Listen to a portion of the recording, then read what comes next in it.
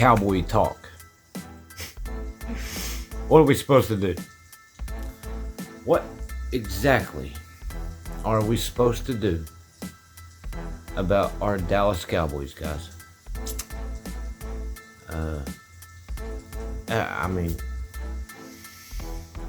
as I don't know, man. I heard a stat today that kind of made me nervous. Dak played very well. Michael Parsons played well. CeeDee Lamb played extremely well. And our rushing game, actually on defense, okay, was solid, especially against a team that runs the ball constantly like the Eagles. And we still lost. We still lost. I mean, at this point, I'm ready to throw my hands up. But that's not what a true fan does. Welcome to the show. It's time to make some noise. Come out here and experience the truth with your boy. Now take a seat and pull out your pencil, because Silver Cowboy about to make you suspenseful. Okay, I lied. We're cutting the commercial short. Actually, it's not even a commercial. What am I talking about? I ain't monetized around here. So back to NFL. And I say that with the utmost anger right now. Coming so painfully, literally and figuratively close, was the Dallas Cowboys against the Philadelphia Eagles. Yeah. Oh my God, man! There were so many times in that game I wanted to beat my damn head off the damn wall.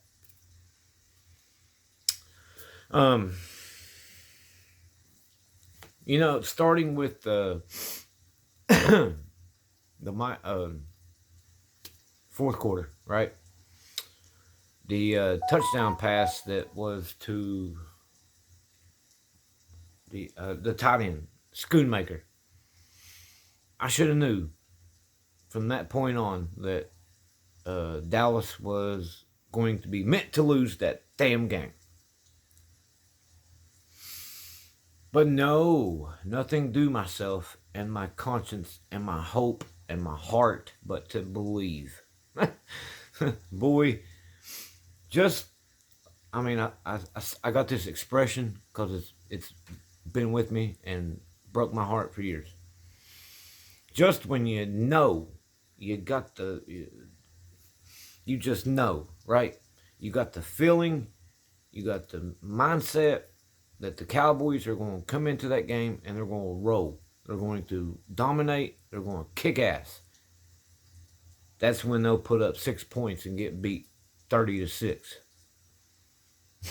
I mean, like they did this year against the Cardinals, right? I mean, come on, man. The Cardinals. So yeah, after coming so close, should the Dallas Cowboys feel encouraged or discouraged? And that's what I want to get to right now. Like I said, we had a lot of players play really well in that game. The defense as a whole did really well in that game. And, especially just trying to rally and be together and play as one unit. Really, I mean, it showed me that Dallas, I mean, it ain't nothing special or nothing new, I guess. They still lost the game. And it ain't like Dak Prescott hasn't done that before, where you get so woefully behind that it's hopeless. and snap of a finger, he throws for 350 yards and puts up 28 points, and they lose 35-33. It's happened numerous times. This time felt different, and because we had multiple players play well, I heap back to that. It wasn't just one player. It wasn't just one unit. It wasn't just one phase of the game. No, Dallas had players on all phases of the team play well, and they had players on both sides of the ball that played well. Okay, the Eagles were at full strength. We weren't. The Cowboys wasn't. And on top of it, we had a referee problem too. Now, you can laugh and poke and make fun of that statement all you want. But for those of you who watched the game, you know what I'm talking about. You've seen it just as well as I did. Well, I mean, yeah, the Eagles, got a few penalties caught on them too, as well as they should have. But there were some phantom, ghost, big penalties, especially down the stretch of that game, that really affected the outcome. And for that, for them reasons, I should say, I just named, I feel kind of encouraged. I'm still heartbroken, and oh man, I don't know if I will recover. But think of it like this. Earlier in the season, we had another humongous game that was hyped up, right? Against the 49ers. Look how we played in that game. And look how the Cowboys played in this game, who everyone around the league, especially the talking heads, widely considers the best team in the league. Like, at least by half a mile. The Eagles. And look how the Cowboys played against the Eagles compared to what they did against the 49ers. It's night and day, right? So we're showing signs of improvement. We're showing signs of consistency. And we're starting to have players click all over the place. Micah Parsons, Jaron Curse is really coming on. Daron Bland. Of course, we got Gilmore, who's doing his thing.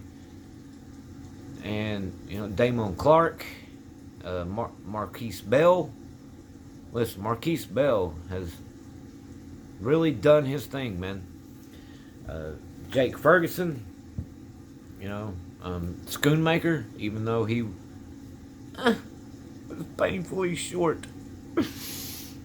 And then, the last play of the game, we actually finally get a realistic final play from the Cowboys, of a game. I'll leave that one alone. And get all the way down to the 2-yard line. CeeDee Lamb catches the pass. And what do you know, right? There's 4 Eagles around him and not one Cowboy in sight to try to come in and help him out, man. He was looking for someone to pitch the ball to. He had nobody. And he knew if he would have pitched it without no one there, I mean, it's probably going to be a fumble, scoop, and score the other way.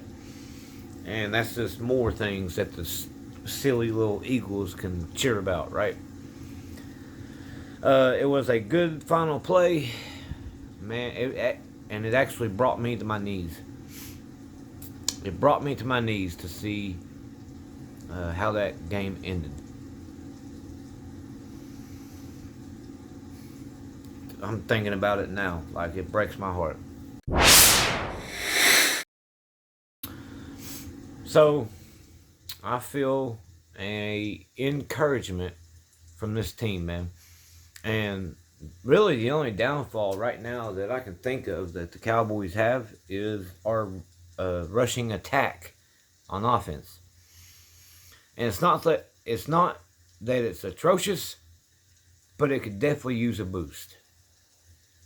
Uh, Tony Pollard, as good as he is, okay, is not a between the tackles, every down runner.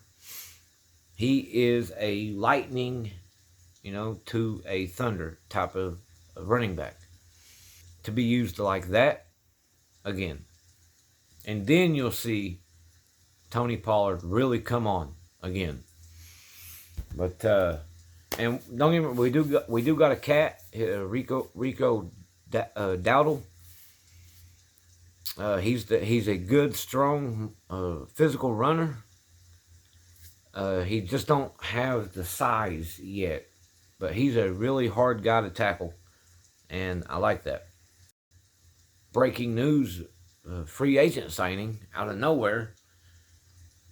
Tell me why we need another wide receiver. I don't know, but they got one. Martavius Bryant. For those of you that name sounds familiar, yes, he was the troubled Pittsburgh Steelers wide receiver for a few years at one point. I mean, we can't even find a way to fit Brandon Cooks into an offense who has figured out to have a 1,000-yard season with 19 other teams. But we can't figure out how to get 1,000 out of him. So, who is the biggest blame for the Cowboys' loss against the Eagles?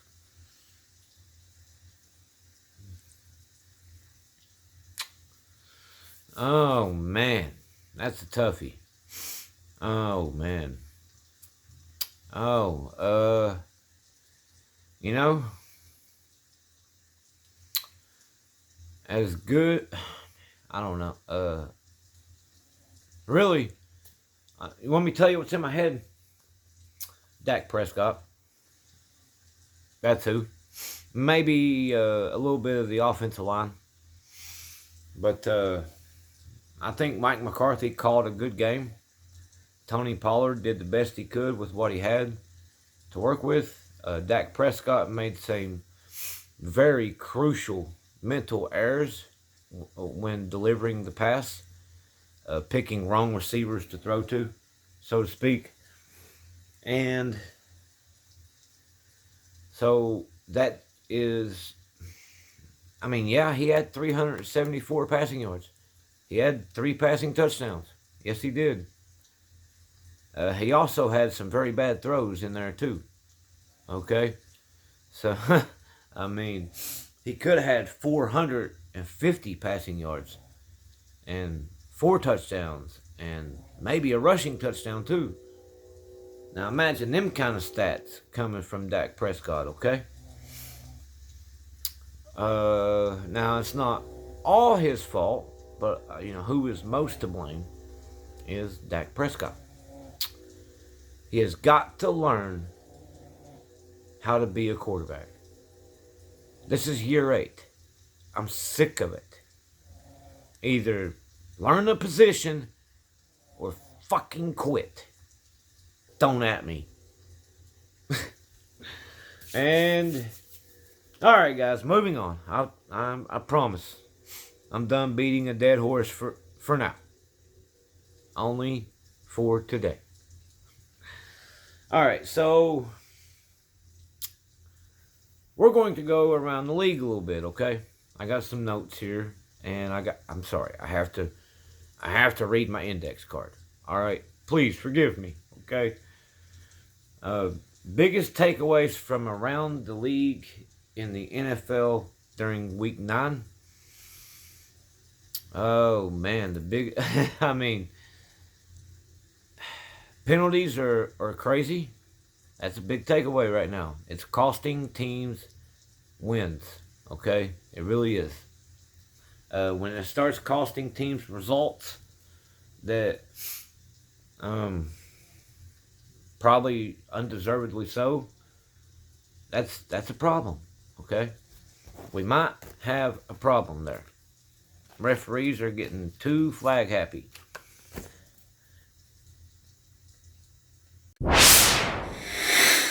More minutes, all right? Trust me, we're talking the league now, baby. Now that we're halfway through the season, which teams are in the proverbial catbird seat, okay, for the postseason race, and which team might be done? So, I mean, it's looking good right now for a few teams. Of course, we all got, starting with the best, the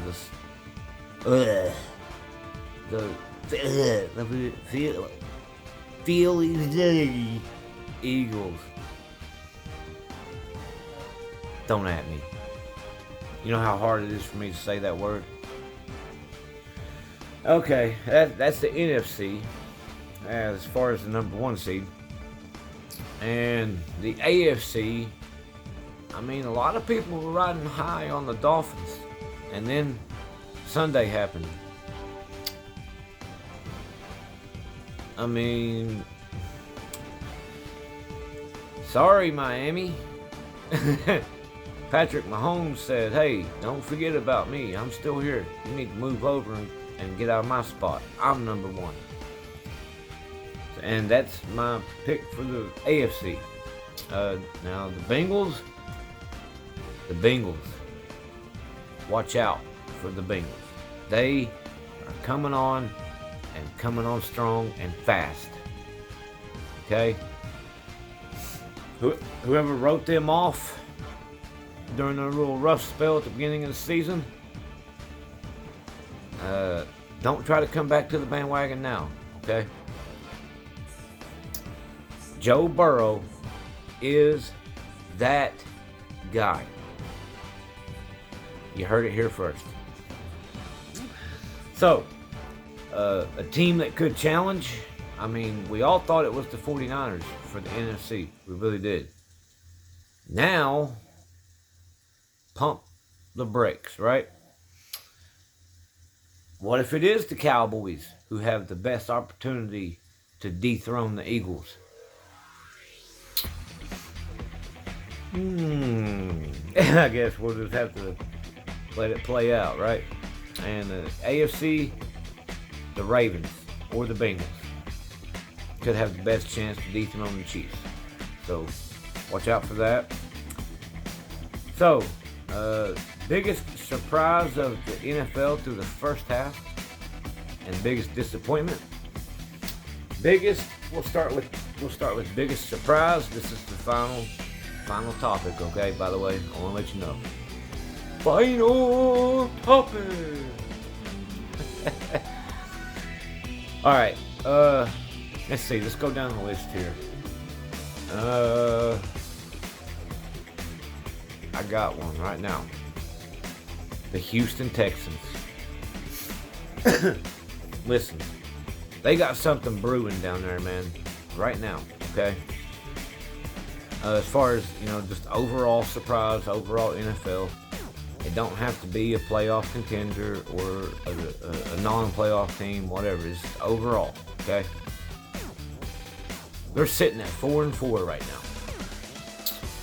now. With C.J. Houston at the helm, at quarterback, he is tearing the league up, taking it by storm. Amazing comeback win this week against the Buccaneers, who actually have decent defense. Okay, putting up 400-some yards, and take a guess at who his number one receiver was. You want to take it? No, it ain't DeAndre Hopkins. No, Andre Johnson did not come out of retirement. No, it's not Brandon Cooks. Noah Brown. 183 yards receiving this weekend. Noah Brown. 183 receiving yards from C.J. Stroud. DeMeco Ryans is their head coach. And let me tell you something. they're having fun down there too, baby. I got to watch some of the highlights, and he is smiling and laughing and full of energy, just like C.J. Stroud is. Now, the biggest disappointment was, I'm still going to stick to it right now because it's only been one game, the Raiders and Josh McDaniel. Okay, had such high hopes for them, coming off a pretty good year. They thought getting a fresh quarterback in there would really help. A fresh coach would help, rejuvenate the juices, so to speak. Boy, did it sour the juices. I mean, just a whole bunch of stuff behind the scenes, like McDaniels telling Pierce to not talk about the Patriots in a certain way. McDaniels calling the wrong type of offense for the players that's there. The wrong game plan, the wrong everything, okay? It sounds like it's a Josh McDaniels issue. And the Raiders came out and kicked ass Sunday. They made a statement, if you ask me. Now, it's only one game. That's why I'm sticking to it right now. But beating the Giants the way they did. The Giants are a tough, scrappy, hard-fighting team, okay? With Brian Daboll at coach, who is got that same reputation. They smoked them. Josh, and had their first 100-yard rusher of the whole year. I mean, you can't make this up. The defense played lights out. The offense was crazy, and they were smoking cigars in the locker room, baby. So, those are my takes. Those are my picks. Don't at me, but at the same time, you can tag me on social media if you want to debate, okay? Engage, conversate, embrace the debate, baby. All right, guys. I won't hold you no longer. Cowboys broke my heart enough. I don't have a lot of energy this time.